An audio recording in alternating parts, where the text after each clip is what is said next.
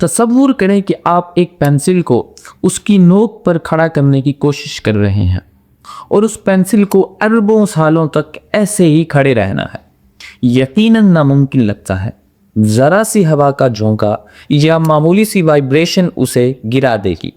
لیکن اب ذرا اسے ایک بڑے پیمانے پر سوچتے، تصور کریں کہ ہماری یہ پوری کائنات اپنے اربوں کھربوں سٹارز اور گلیکسیز کے ساتھ ایک ایسی ہی نوک پر کھڑی ہے۔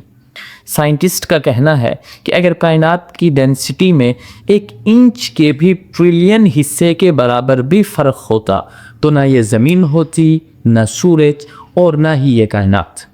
تو اس میں ایسا کیا خاص توازن پایا جاتا ہے کہ جس کے سبب پوری کائنات کا وجود ممکن نہ پایا، اور سب سے بڑھ کر کہ یہ توازن کتنا پریسائزلی فائن ٹیون ہے کہ اس میں ایک ذرا سی تبدیلی اور پوری کائنات کا وجود ختم ہو سکتا ہے۔ کیا یہ محض اتفاق ہے یا اس کے پیچھے ایک عظیم ڈیزائنر موجود ہے؟ جاننے کے لیے ویڈیو کو آخر تک ضرور دیکھیں۔ ناظرین، آج کی اس ویڈیو میں ہم چانس ورسز ڈیزائن سیریز کے ایک ایسے پہلو پر بات کریں گے جسے فزکس کی زبان میں دی فلیٹنس پرابلم کہا جاتا ہے۔ کائنات کی شکل یعنی شیپ کا انحصار اس بات پر ہے کہ اس میں میٹر اور توانائی کتنی ہے۔ اسے ہم کثافت یا ڈینسٹی کہتے ہیں۔ فزکس کے قوانین کے مطابق کائنات کی 3 ممکنہ شکلیں ہو سکتی تھیں: کلوزڈ یونیورس، اوپن یونیورس اور فلیٹ یونیورس۔ کلوزڈ یونیورس کا مطلب ہے کہ اگر مادہ ضرورت سے زیادہ ہوتا تو گریوٹی اتنی طاقتور ہوتی کہ کائنات پھیلنے کی بجائے واپس سکڑ جاتی، اور اوپن یونیورس کا مطلب ہے کہ اگر مادہ بہت کم ہوتا تو کائنات اتنی تیزی سے پھیلتی کہ ستارے اور کہکشائیں کبھی بن ہی نہ پاتی۔ اور تیسرے نمبر پر ہے فلیٹ یونیورس۔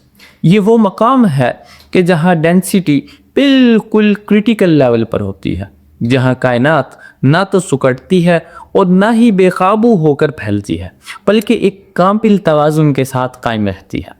حیران کن بات یہ ہے کہ ہماری کائنات بالکل فلیٹ ہے، لیکن یہ فلیٹ ہونا کوئی عام بات نہیں ہے۔ یہ ایسا ہی ہے جیسے کوئی کہے کہ اس نے سمندر کی تمام لہروں کو ایک سطح پر منجمد کر دیا ہو۔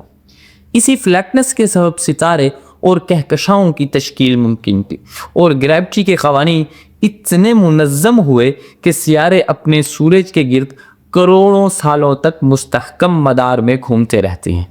اب بات کرتے ہیں اس فائن ٹیوننگ کی کہ جس نے ماہرین فلکیات کے ہوش اڑا دی۔ جب کائنات بنی یعنی بگ بینگ کے وقت اس کی ڈینسٹی کو ایک مخصوص ہندسے پر ہونا ضروری تھا۔ سائنٹسٹ بتاتے ہیں کہ کائنات کے آغاز کے صرف 1 سیکنڈ کے بعد اس کی کثافت اور پھیلاؤ کی شرح میں توازن 10⁻60 میں سے 1 حصے کی درستگی کے ساتھ ہونا چاہیے تھا۔ یہاں 10⁻60 کا مطلب ہے کہ 10 کے آگے 60 زیرو، یعنی اتنا بڑا عدد کہ اس کا تصور کرنا بھی محال ہے۔ یہ زبردست توازن ہے کہ جس پر پوری کائنات کا وجود قائم ہے۔ فرض کریں کہ اگر یہ توازن نہ ہوتا تو نتیجہ کیا نکلتا؟ اگر مادے کی مقدار کریٹیکل ڈینسٹی سے ذرا سی بھی زیادہ ہوتی تو گریوٹی فوری طور پر حاوی ہو جاتی۔ بگ بینگ کے چند ہی لمحوں کے بعد کائنات کا پھیلاؤ رک جاتا اور وہ واپس اپنی لپیٹ میں آ جاتی، جسے سائنٹسٹ بگ کرنچ کہتے۔ نہ وقت ہوتا، نہ مادہ، نہ ہی زندگی کا کوئی امکان، یعنی کائنات پیدا ہوتے ہی خودکشی کر لیتی۔ اور اگر مادہ تھوڑا کم ہوتا تو پھیلاؤ کی قوت اتنی شدید ہوتی کہ مادہ ایک دوسرے کے قریب ہی نہ آ پاتا۔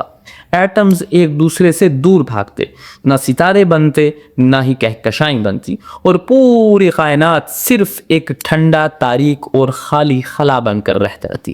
مادہ اس قدر پھیل جاتا کہ کیمیکل ریاکشنز کا تصور بھی ناممکن ہوتا۔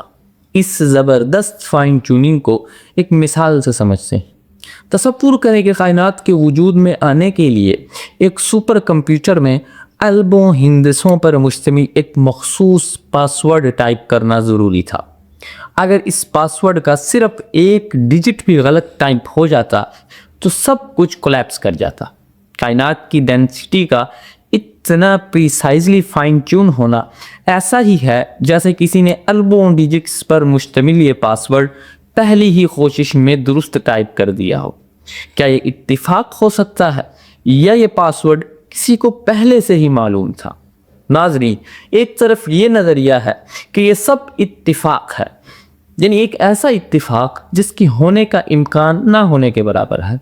दूसरी तरफ डिज़ाइन का तसव्वुर है कि ये कायनात की बुनियाद रखने वाले ने इसके आदाद व शुमार को इतनी महारत से तरतीब दिया कि कायनात वजूद में आ सके।